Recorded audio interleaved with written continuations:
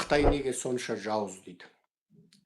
Қытай жауыз емес, қазақ жуас болып тұр. Егер қазақ Қытайдың өзі сескенетіндей мықты ел болғанда, Қытай жауыздық жасай алмайды. Оның айқын дәлелі Қытай жаулап алған Моңғол жері бар. Онда Қытай тәуелсіздігіндегі ішкі Моңғол автономиялы өлкесі бар.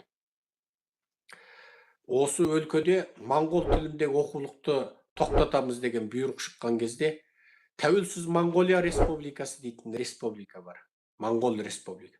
Сол жердегі моңғолдар алды да 30 мың Қытайды тырқыратып бір-ақ күнде қуып, Қытайдың моңғол тілі оқулығын тоқтатуы біз наразымыз дегенде, Ши Цзиньпин өзі бұйрық беріп, жаңағы моңғол өлкесінде, автономиялы моңғол өлкесінде моңғол тілі оқулығын қайтадан қалпына келтірді.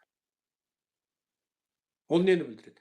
Ана Қытайдың сыртындағы моңғол мемлекеті Қытайдың ішіндегі моңғолдың құқын қорғап қалды. Міне, 4 миллион моңғол. Біз 20 миллион қазақпыз. Моңғол істегенді, 4 миллион моңғол істегенді 20 миллион қазақ істей алмай отыр. Міне, әңгіме осында тұр.